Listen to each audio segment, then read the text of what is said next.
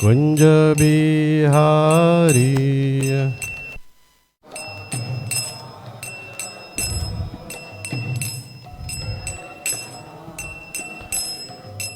Gopijana Vallabha Girivaradhari.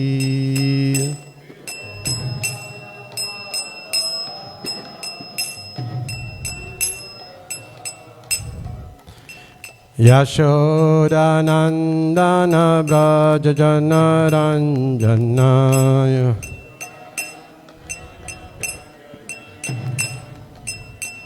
Jamuna Tira Vanachari.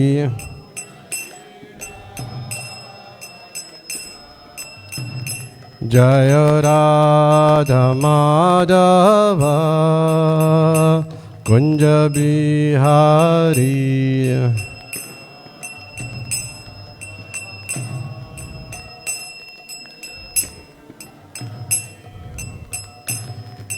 Gopijana Vallabha Girivaradhari.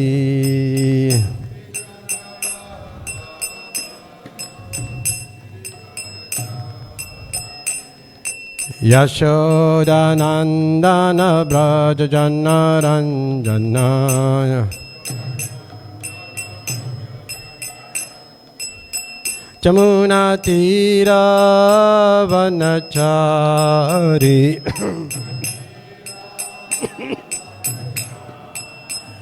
Jaya Radha Madhava Kunja Bihari.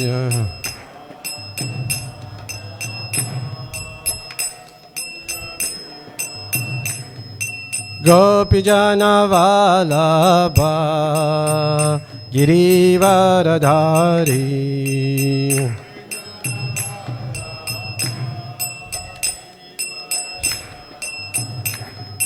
Yashodanandana Brajajana Ranjana.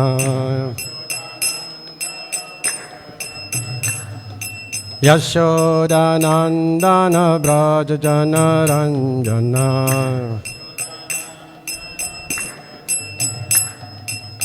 Jamuna Tira Vanachari. Yamuna Tira Vanachari. Yamuna Tira Vanachari.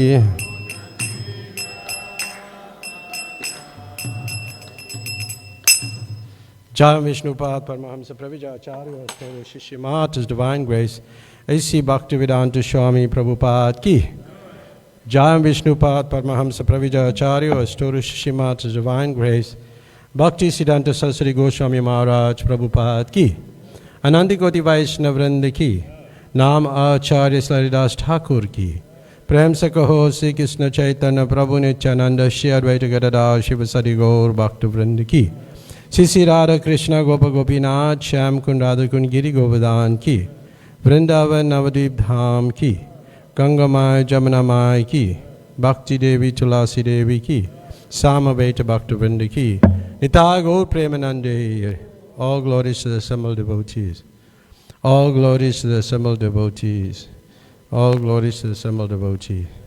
All glories to Shri Guru and Shri Gauranga. All glories to Srila Prabhupada. Srila Prabhupada Ki Jai. Hare Krishna. So today we are reading from a book called the Transcendental Diary. So for those people who's coming for the first time, especially coming on a Saturday morning, this is what we normally read on a Saturday from a book about the founder of the Hare Krishna movement, Srila Prabhupada, his activities for that specific day. And today we are dealing with July 24th, 1976. And it's a Ekadasi. Om Namo Bhagavate Vasudevaya.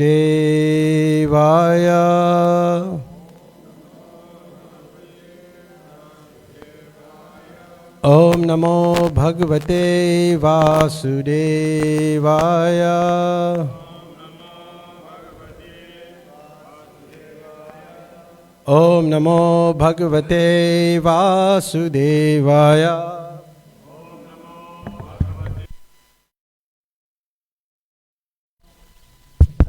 So this is from volume 3. And it's a courtesy, and we'll read a little bit and I'll explain a little bit. And if you have any questions, you can ask me as I'm going along. And if you feel that anything that you'd like to raise, please bring it up. Srila Prabhupada had a quiet day. He took a light massage and ate a little more than the last few days. He also replied to 1 or 2 pieces of mail.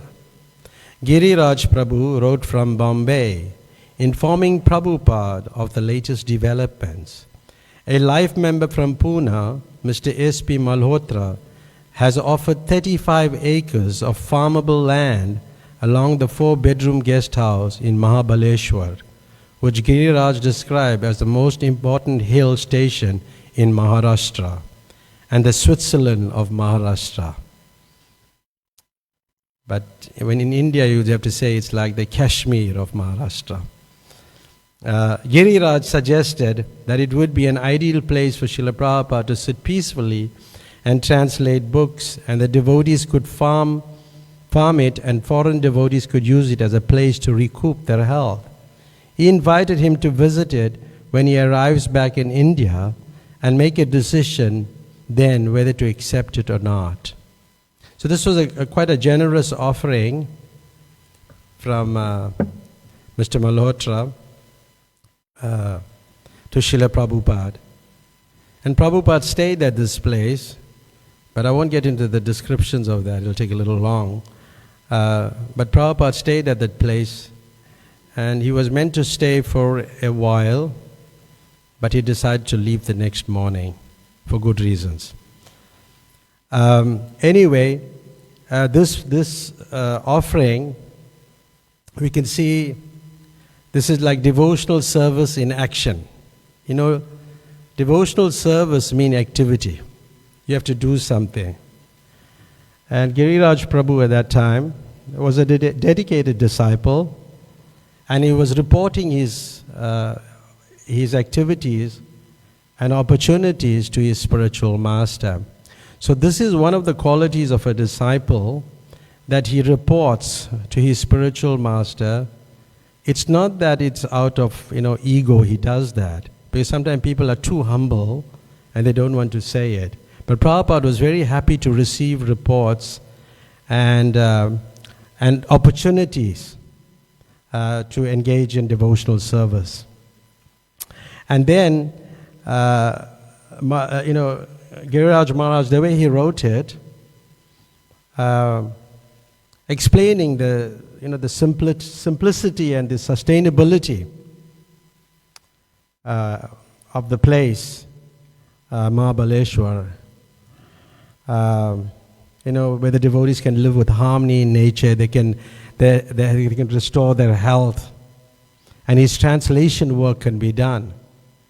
So in this one little letter, he was able to encapsulate so many different themes.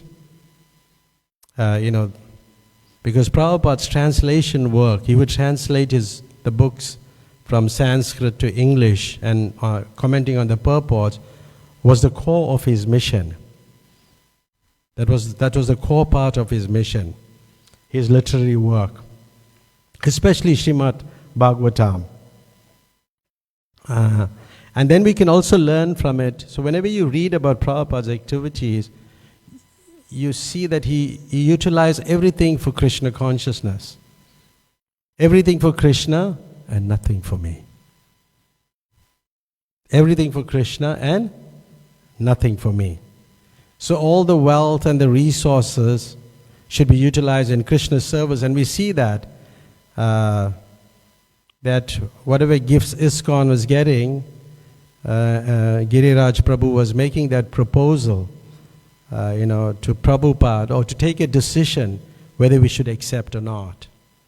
Generally, people like to give us property which they can't use, from my experience. I've seen that over the years.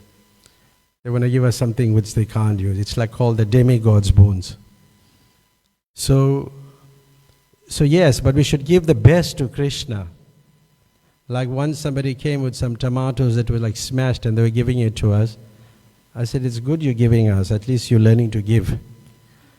But the thing is, you have to give the best to Krishna. It's like when you love somebody, will you give him rotten tomatoes? No, I'm asking you. No. So yes, you have to give the best.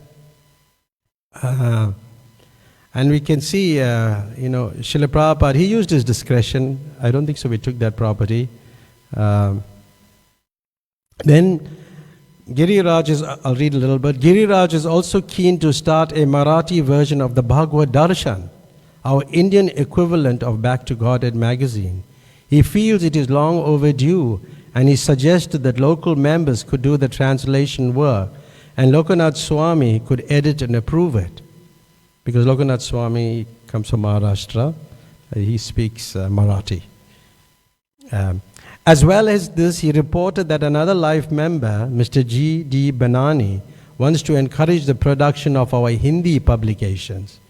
He may be inclined to contribute 100,000 rupees for Bhagavad Darshan, but he wants the phrase subsidized by the Binani Trust included in every issue of the magazine. Mr. Banani says that he wants our propaganda to increase, and that as we expand the circulation of Bhagavad Darshan, he will also give us more and more money. He said that people who donate 25,000 rupees can get their name permanently inscribed on a marble plaque in our temple, but that he was more inclined to give for the publication of our literatures. So it's quite interesting, that we want to reach the local people and we want to reach them in their languages. Just like yesterday I received some Portuguese books. Came from the BBT because I was sending some Portuguese books to Mozambique for the people in their local languages. So you're reaching people in their own languages, and Prabhupada appreciated that. And here the person wants to donate, but with some sort of, at least his name should be included that he donated it.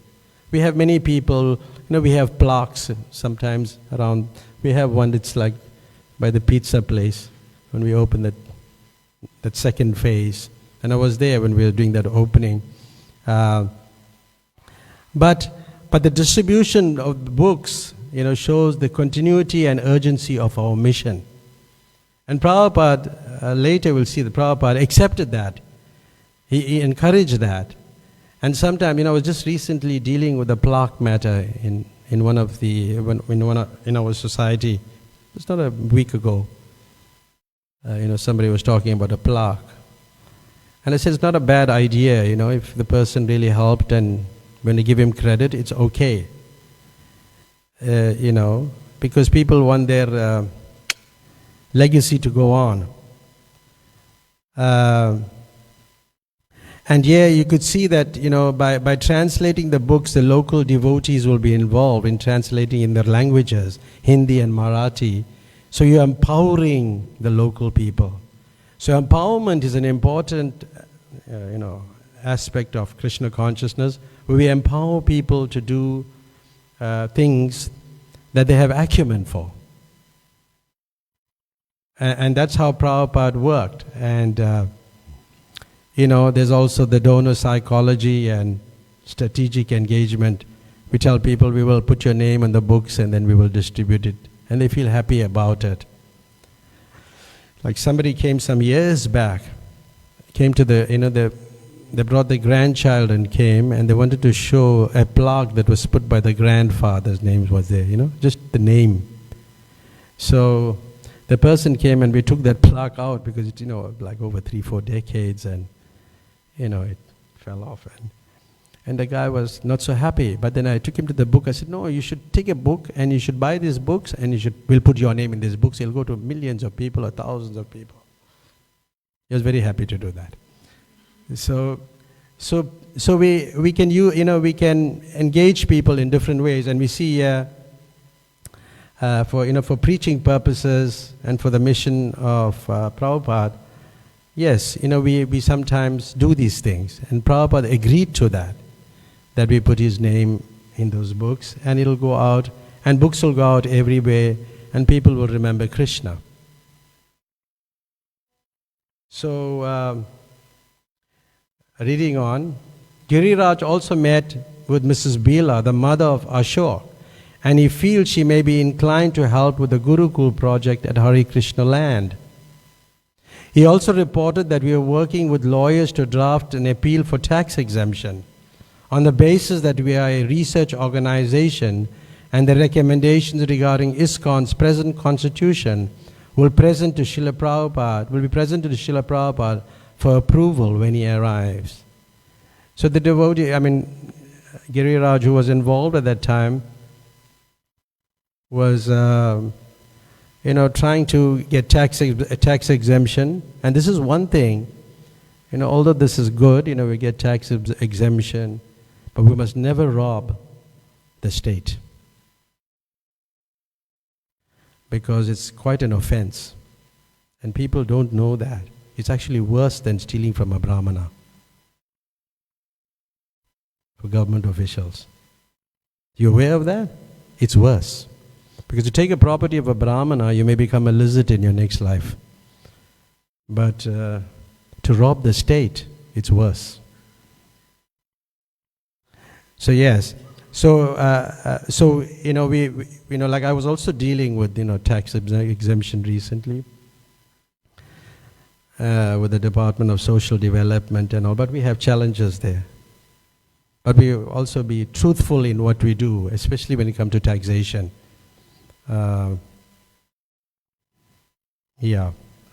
Okay. Prabhupada liked the prospect of the hill station. This news of the donation from Mr. Malhotra is very good. Take the land and utilize it. Many good guests will come to such place, and I will also come. Estimate the cost, and we shall do it immediately. I will come and see the land upon arriving in Bombay. He was also enthusiastic about the Marathi Bhagavad Darshan, and especially the offer made by Mr. Banani.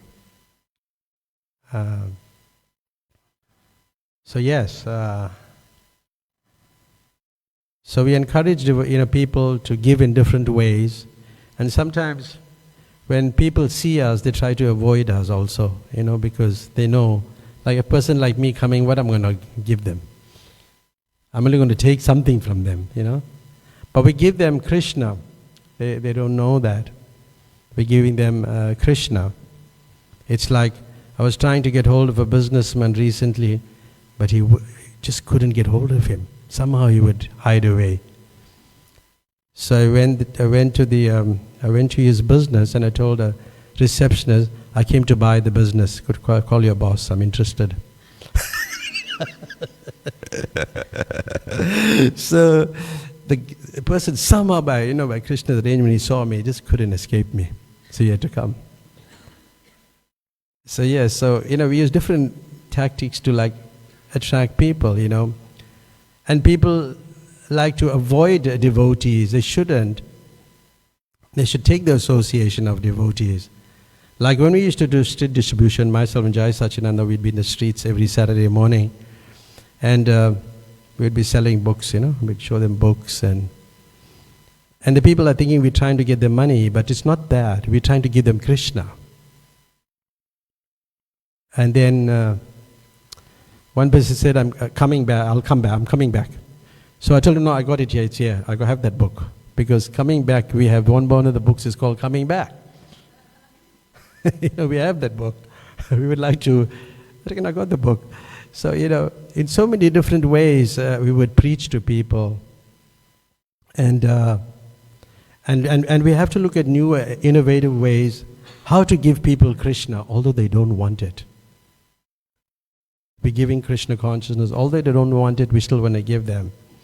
Then Niranjan Das has given Prabhupada his Hindi translation of the Nectar of Devotion, and Prabhupada told Giriraj that he was sending it to him by separate registered post for printing, thus expanding the functions of the temple there. Our Bombay Center is a general cultural institution for the education of scientific knowledge and spiritual life, he told him. Describing Ashok Birla's mother as a good lady, he asked Giriraj to extend his blessings to her. So these Birla family are probably the richest, now maybe somebody now, Ambanis and things like that, but Birla family were the richest at that time in India. They were the richest family, the Birla family. But still they have challenges. Finally, regarding the research tax exemption, he said, we have got so many PhDs also and are starting the Bhaktivedanta Institute for making research work for the improvement of the economic condition of the world. We are introducing many farms and they're very successful. We want to introduce this in India also. So we have an institute that just deals with scientific matters, which is called the Bhaktivedanta Institute. And there's a devotee called Rasaraj. He was heading it at that time. I mean, he came to South Africa, and we had conferences around South Africa in University of Durban, Westville, where Prabhupada went, and also DUT, and it was the old ML Sultan Technical College at that time. And Rasaraj was presenting this Krishna consciousness in a very scientific way. Only scientists could really figure out. We were sitting there and we were just like kind of somewhat bewildered at times. But he was very, very good. And I remember in University of Durban, Westville, one person was walking up and down, one scientist was walking up and down, like fired up, like, when to express his point. And the chairperson was Ishwarapuri's father there, was chairing it, Ved Prakash Sujatan. He was a professor and he proved Einstein theory wrong also, which is accepted to a large extent, but because of apartheid times, it was not published and not known. Yes, so we also have that wing, the science wing. Then he replied to Pushta Krishna Swami's mail. The other letter he replied was the one from Pushta Krishna Swami that I read out to him. This is Hari Suri speaking. On the plane from New York. It was I spoke about it the last time. It was quite a moving letter. It was really sad, and Prabhupada commented that he was not sincere at that time. Without commenting specifically on difficulties, Pushta was obviously suffering from the contents of his letter. Srila Prabhupada offered him encouragement and hope. I am very pleased that you are preaching, for preaching is our main line. Hari Kesh Swami was also doing preaching work, and now you are also. Preaching is the most important business. And to preach, you must hear. If you're not hearing, you're just doing deity service and you're not hearing, you'll not know this philosophy. And you'll not be able to give it to others. So preaching is very important. Because he said, I want every one of my men and women, to become first-class preachers. So we have to preach. And Prabhupada was very happy to preach. And also he wanted his disciples to preach. And when one of his disciples, Kaushalya, when she was in Surat, and Surat is a town that Prabhupada had the best reception probably in the entire planet. The devotees were put garlands and hundreds of garlands and flower petals and huge sankirtan. They were throwing rice out of the windows and so many different things. They were receiving the devotees. And it was magical. But Prabhupada knew that his disciple Kaushalya, she had memorized the Shisha Upanishad. And Prabhupada told her to sing it. And she was only 18 years old.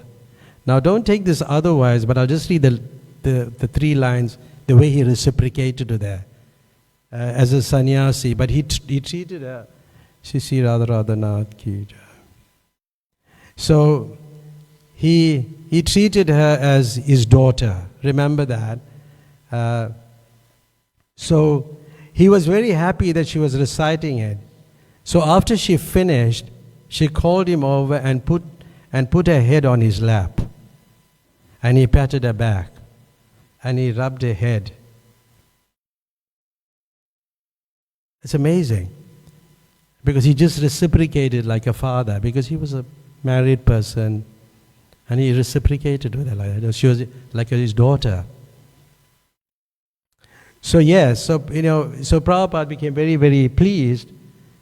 It's not here, it was in some other memories that I heard that from Kaushalya Mataji, that the way Prabhupada had reciprocated with that.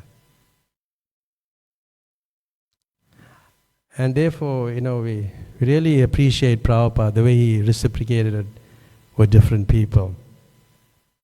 So then there was a booking made for Prabhupada, flight from Bombay, flight to Bombay, through Europe. So Prabhupada is now traveling, but is shocked to see that one of his tooth was missing. Harisuri Prabhu writes in his diary, but he never complained about it. Like one of our tooth will be missing, there's a tendency we may complain about it, and our whole focus is on the tooth, but he never complained. And he said, "My teeth are all rotten and want to fall out, but account of this toothpaste, they are forced to remain." It's a nice way of putting it. On account of the toothpaste, Yeah. Reminds me of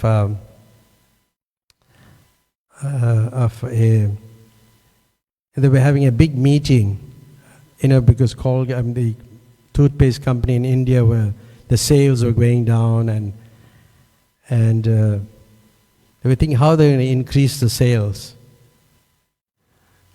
So they had this, we have these big meetings with nice arrangements and big meetings. So I think one of the local workers or something, the cleaner or something, he said, "What you're having this meeting where you can, this is about sales, we're going to increase the toothpaste. Here you can just make the nozzle bigger. You'll increase the sale." And they did that. So,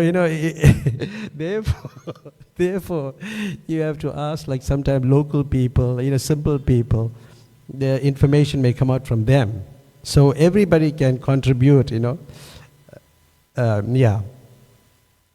in the early evening, Prabhupada gave darshan to a large sitting room. In the early evening, Prabhupada gave a general darshan in the large sitting room because so many devotees have not been able to see him. Jayatata Prabhu especially wanted the new devotees to have the chance to meet him. The most actively devoted members of the Indian community also came. So Indian people come, then there's also some complaints they'll come with. So in the course of discussion, one Indian man was complaining that in the last Janmashtami, he had to purchase prasadam from the food stall on the grounds. Because he was saying that it should be given freely because of the mercy of God. Because that's a tradition, like people, there's a lot of rich people from Delhi, they travel to Vrindavan. But they're very wealthy, but they'll be waiting for one flower from the altar. Because they know it's different. They know it's offered to Krishna, They'll wait, they can push you for it. Sometimes the pujari is putting the garland on me and they're looking at me, so I have to take the garland and put it on them. Yeah. Then Prabhupada, he countered that, saying that the real position is that you should be giving to this movement. Because you are not giving, that's why we are charging. Because you're supposed to be giving. So if we don't charge, how will you give? Because you don't want to give. And that reminds me of last night I was looking for this article by Bhaktisiddhanta Saraswati Thakur when I read this. In 1933, and I want to read this, for a time in 1933, several from the congregation were coming daily to take Mahaprasad. Mahaprasad means prasadam. Everything in India is called Mahaprasad. It's not just only offered to the deities. So, at Sri Purushottam Math, some Mathvasis felt that only those lay devotees who perform sufficient service should regularly be given the full meals of prasad. Get it? The regular people who live in the temple should be given. And other inmates felt that anyone should be allowed to take prasad, Mahaprasad, without restriction.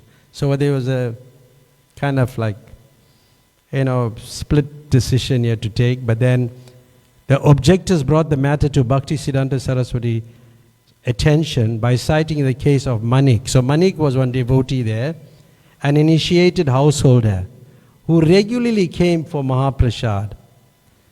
You know what Bhaktisiddhanta Saraswati commented? That Manik primarily viewed Mahaprasad as free food rather than Krishna's mercy. Got it? He told Manik, don't come here just to eat. At least do some service if you are going to take Mahaprasad every day at the Math. So it's very important. I found this last night in Bhaktisiddhanta Saraswati Thakur's biography.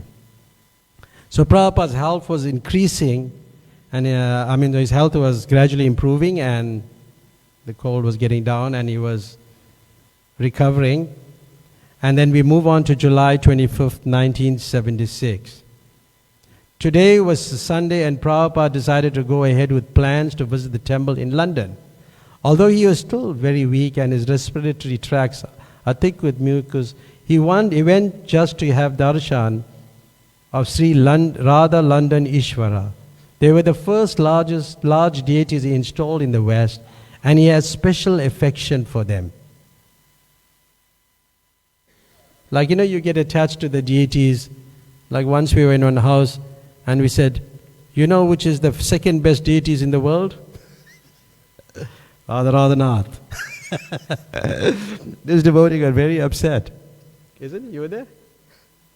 In Rasarani's house? She was very upset. She said, no. So anyway, she was very upset because we told her second best. So before we left, the devotees came in with the Observer, which carried a 4-column article by Colin Cross on his meeting with Srila Prabhupada. Actually, it contained very little of Prabhupada's own words. Sometimes when Prabhupada would speak to reporters, they would, put their own ideas and impressions they have. It was mainly that person's impressions. And then he described his interview as an unnerving experience, and his meeting with several shaven-haired devotees as oddly disquieting. But it was generally favorable. However, and it at least contained the whole Maha Mantra. So in this article, it was okay because at least the Maha Mantra was mentioned. So somebody will get the mantra. Although it was a poor article. And reporters, they were like, because these shaven-head people, actually now they're quite used to us, but it's nice to be shaven-head, like, isn't it? Is it okay? Yeah, it's good. And then there's one devotee called Yogeshwara in Geneva. There was a famous Mayavadi Sanskrit scholar. He came to see Prabhupada. And he'd written a book about Krishna, but the philosophy was a little mixed, He was like, he didn't understand the philosophy. He said that the dust raised by the hooves of the cows refers to this, and the gopis are symbolic of that. Srila Prabhupada said, I've been looking at your book. And the man said, it took me 12 years to write the book. Prabhupada, yes, and there are still mistakes in it. too much mistakes, he's still so then he was, anyway, and then, Prabhupada was pointing to his disciples, the bright looking, they shaven heads and they're very happy, engaged in devotional service. And this Sanskrit scholar, he said, I cannot give up these things if I wanted to. You could give it up, but he didn't want to give it up. And this is like drinking, smoking, and engaging in all this sinful life. He didn't want to give it up. So later the devotees were asking Prabhupada, when Prabhupada said, if you don't want to give this up, yes, therefore you have many, many births to go on the spiritual path. The scholar said, it's time for me to leave now. But before he left, Srila Prabhupada presented him the nectar of devotion and said, I request you to look through this book. I think you'll find it of great interest. And then later, when the devotees were asking Prabhupada about the Sanskrit scholar, Prabhupada was appreciative of him. Although he was full of mistakes and, he was somewhat appreciative. He said he is a good person, but just through bad association, he became a Mayavadi. Because Prabhupada was very compassionate. And, and he mentioned, because he mentioned Krishna many times in his book. He mentioned at least the Mahamantra.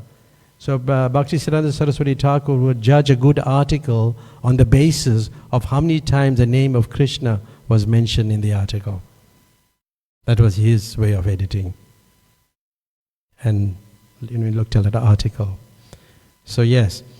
So then, moving on the way to London, Harisuri now, he was thinking of that discussion about which deities are better, trying to find out which Prabhupada had preference for deities. And then say, on the way into London, I was thinking of the conversation with Kulashekar Das in New Vrindavan and Srila Prabhupada's unwillingness to declare Sri Sri Radha Vrindavan Chandra as more attractive than Sri Sri Radha London Ishvara. I asked Prabhupada if these were indeed his favorite deities. He confirmed they were. Because he just like reciprocates with the person. But Krishna is beautiful everywhere. Just that you may get attached to him in a particular way. But, to him, Krishna was beautiful everywhere. And it's not that this one is better than the other one, like that.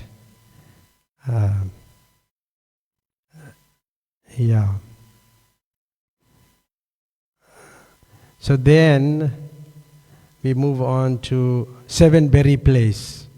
This is a place where the devotees acquired in London. Sri Sri Radha London Ishvara's home is a small terraced house near the British Museum. There are 5 floors with a series of small rooms of a step and a narrow wooden staircase connecting top to bottom. The temple room can barely hold 30 people with a low ceiling and narrow walls. Prabhupada commented that the building is worthless, but the location is very important. Therefore, there has been a tremendous push by the neighbors to have the temple closed down.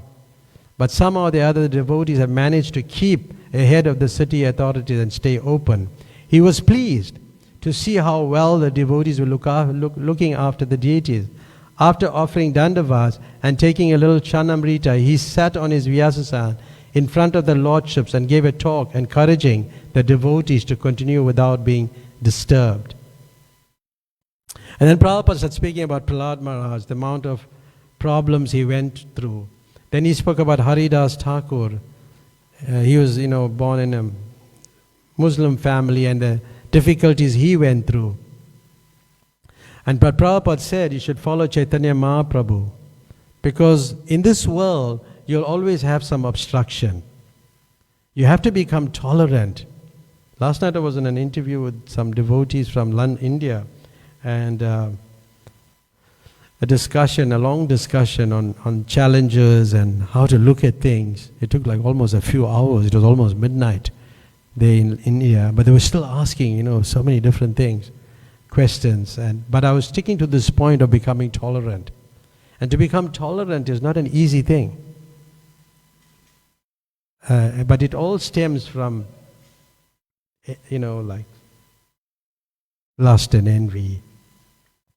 But if you want to overcome, and Prabhupada was saying, this Maya's kingdom is very dangerous because there's test always there. Somebody is bound to tell you certain things that you may not like. This is the material world, and to combat Maya's party is very difficult unless you surrender to Krishna. When you surrender to Krishna, you become tolerant, and then you can do it. But listen to this.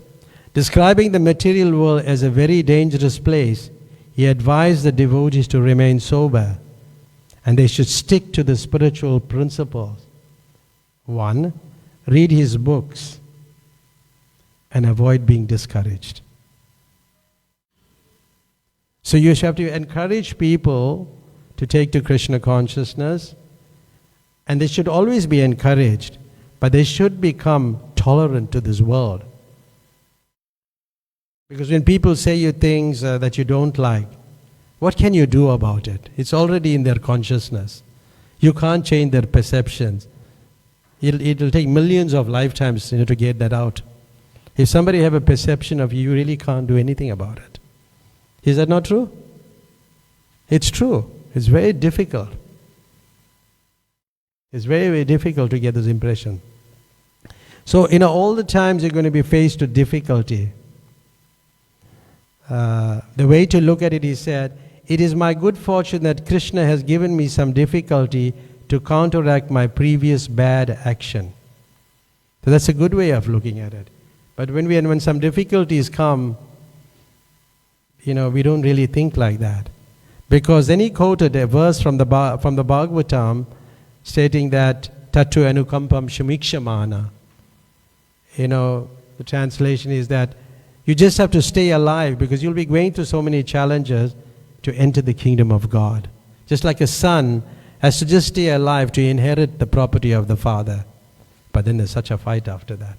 When somebody have inheritance, you know what it becomes? It becomes a whole battle. But Prabhupada was encouraging and talking about the difficulties, the challenges one would go through, but you must get the mercy. And that mercy comes from Krishna. You have to work for it, you have to endeavor for it, but you will get it. And sometimes the Lord allowed this suffering. And in the end we suffer. We've been going to hospitals. Nikunja and I have been going to some visiting people just about to leave the bodies. And the last experience was so amazing for us with the passing away of Mother Radhakund, who really was, in the end, was thinking of Radharani. So yes, we may go through some challenges. Because the sincere devotee sees all these difficulties as Krishna's personal involvement. He's like caring for you.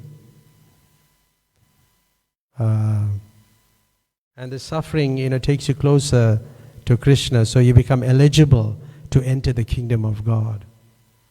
Sometimes people say, oh, you all are devotees, but why are you all suffering so much?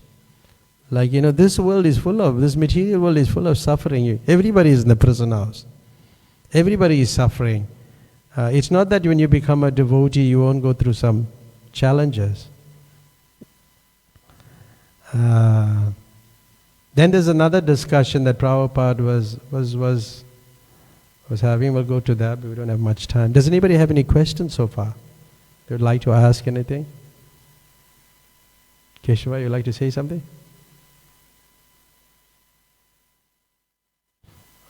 Yeah, so then there's another, quite a bit here, but we may not have time to do everything.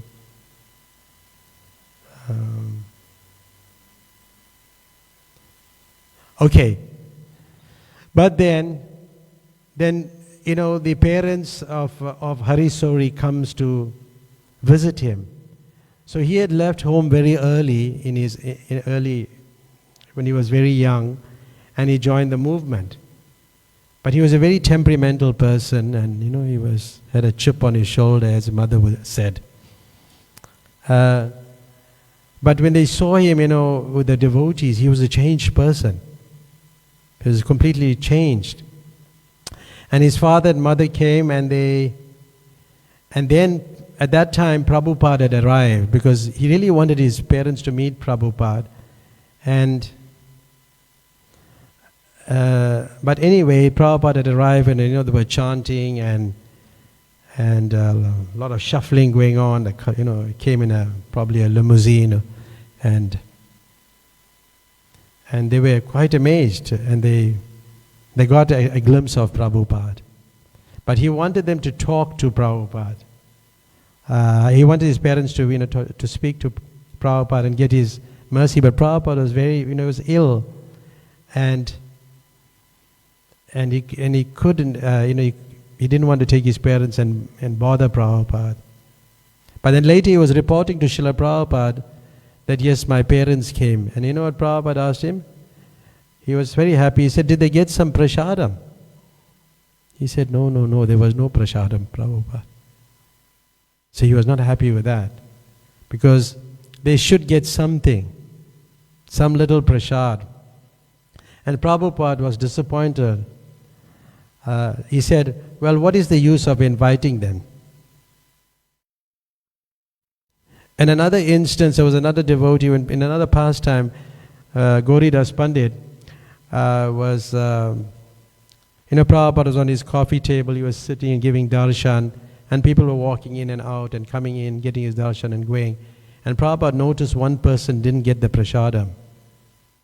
And then Prabhupada, said that the way he said that the boy is somewhat like, the way he said it, I don't want to say the wrong thing.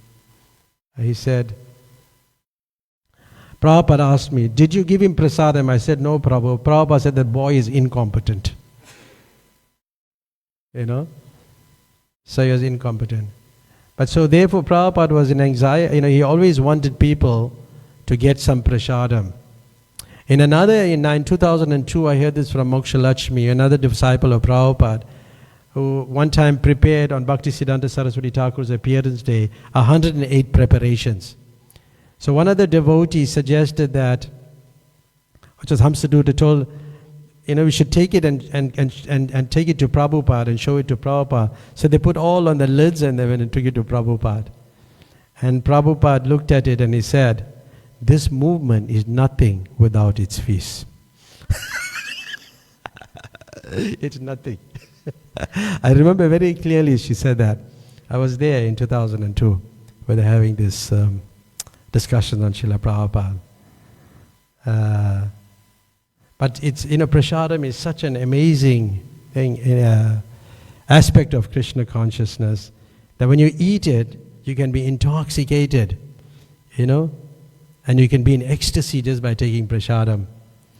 And there was one instance where in one of the South American temples, Srila Prabhupada cooked a pot of khichdi. And people may not be into much, khichdi is very good. And he said that khichdi was his spiritual master's favorite dish. So Bhaktisiddhanta Saraswati Thakur's favorite dish is khichdi. And Prabhupada used this urad dal and had a very creamy consistency. So then there were about 35 of them, 35 of us in that celebration. There were many other dishes besides khichdi. And everybody started honoring the khichdi. But there was complete silence. There was complete silence. As soon as it touched their tongues, they fell silent. That's the effect it had. That's the effect of prasad. That's why, if you come from a Hindu background, an Indian background, from childhood you have this experience. It's a little different. And when you take that bite, it made them silent. They were dead silent. and they ate every grain until it was all gone. They like kind of, like we were young, we should also suck the plate, we should, so they went to the pot, it was all wiped out. So they all were in silence, they were thinking, there was something about this prasadam, it was charged with something that must have gave them that gopi bhav. There was ecstasy involved in prasadam. So when one takes prasadam, that can have an amazing effect on their consciousness. And you can experience that ecstasy. They had this chance to experience that with Srila Prabhupada. And the way it was concluded, he said, we realize that Prabhupada has given us an extra special benediction. He allowed us to open the door a little and peek into what the spiritual world was like. So just by taking prasadam, one can get that peek of the spiritual realm. So then we have 7 minutes. It's 8:26, but you announced 7:30, so we started at 7:35. Yeah. So then the Prabhupada was giving some darshan in a lawn, meeting people. So sitting on the Vyasasana on the edge of the lawn, he first had one of the devotees speak in Hindi. Then he delivered his speech based on the verse, beginning Sri Chaitanya Mano Bhishtam Stapitam Yena Bhutale. He said the purpose of Lord Chaitanya's movement was to establish as many Radha Krishna temples as possible.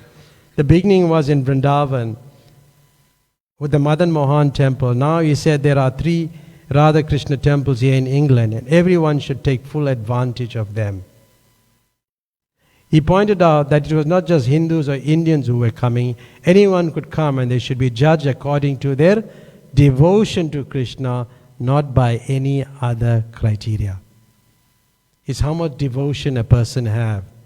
And it reminds me that, once there was one of Prabhupada's disciples, Nanda Kumar, and he said that, he went to a temple, and the pujari, his teeth was broken, like one of his teeth was broken, he was unclean, and he was doing the arati very fast, and the altar was unkept. It was very dirty. And then after the offering, he just threw the water on the devotees. Then as they were leaving, Nanda Kumar said, Prabhupada, I have a question about this temple. He said, ask me later. So later came Prabhupada, what's your question? He said, you taught us cleanliness and in deity worship, but where we went, it was very unclean. I was wondering if Krishna is really there. He said, yes, Krishna is there. Our standard is cleanliness. We keep that standard. Don't judge anyone else by what they do. And Prabhupada said, I saw that pujari. He was different, but his heart was for Krishna. And therefore, that's what we see. Several times, he either said to me, or I heard him say, all the rules and regulations are meant for us to apply to ourselves. We are not to judge anybody else. Got it? So sometimes you go to India, you go to these temples, we become too judgmental about what's going on and the way they do things. But don't do that following Prabhupada. There's a lot more to say, but I just want to come to the conclusion of it.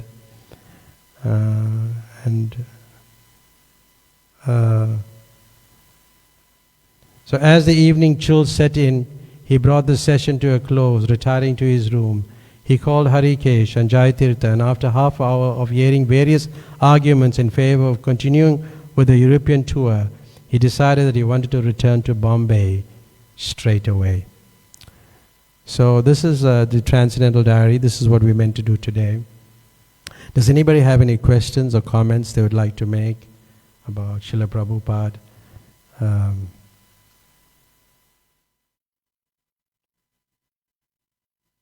Pavan want to say something today.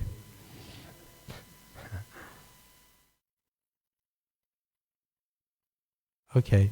Anybody want to add anything or reflections on Srila Prabhupada?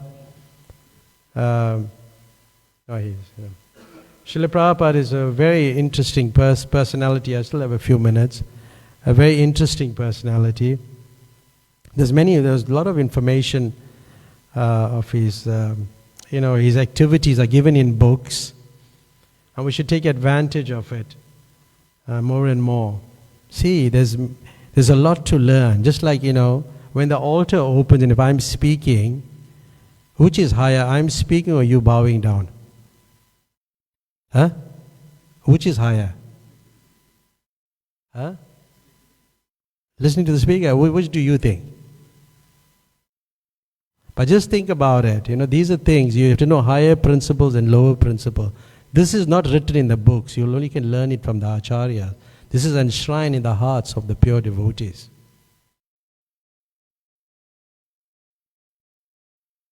So it's very important to hear this philosophy, And people came in contact with Srila Prabhupada, and in different ways, some people had fallen. Like once I was walking down City Hall, and one person was like crawling, and then he saw me, you can hear me chanting Hare Krishna, and I'm walking past, and then he started reciting all the prayers about Prabhupada, about the songs, and he said, "No, I know, but I'm suffering now. I'm in this," but still, he appreciated Prabhupada, and he was around the City Hall area. So, we have to give, Krishna consciousness to others. In different ways we package it, through prasadam, through going to university, give preaching, different methods of preaching, in innovative ways. Think about how you can give Krishna to somebody. Think about it. Because if you keep it to yourself, you lose it. But when you give it, you'll get more. See, when you have knowledge, you're meant to give this knowledge. Sometimes we tell devotees to speak, they say, no, I don't want to speak. But if you give it, you'll get more. Like sometimes we ask them to sing also in the morning. My throat, isn't it? So, but we should do it, because Prabhupada will be pleased with our effort. We don't have to be good singers. Bhaktisiddhanta Saraswati Thakur, you know how he chose singers? People who can't sing must sing. Get it? Because people who can sing, who are they singing for? Whose pleasure? For themselves. And Bhaktisiddhanta Saraswati Thakur said it'll attract the opposite sex. Got it, Jenny? That's why you don't sing so much. Jenny is a wonderful girl. You know from like, yeah. So singing, yes, singing. So Bhakti, you have to learn this from the books of the Acharyas on how they did things, because a lot of things might not known to people. They don't know what the higher principles are, the lower principles.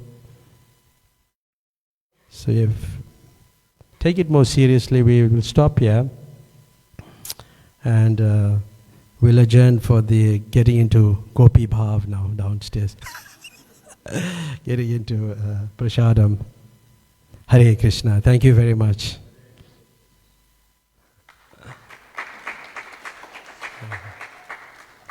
Hare Krishna.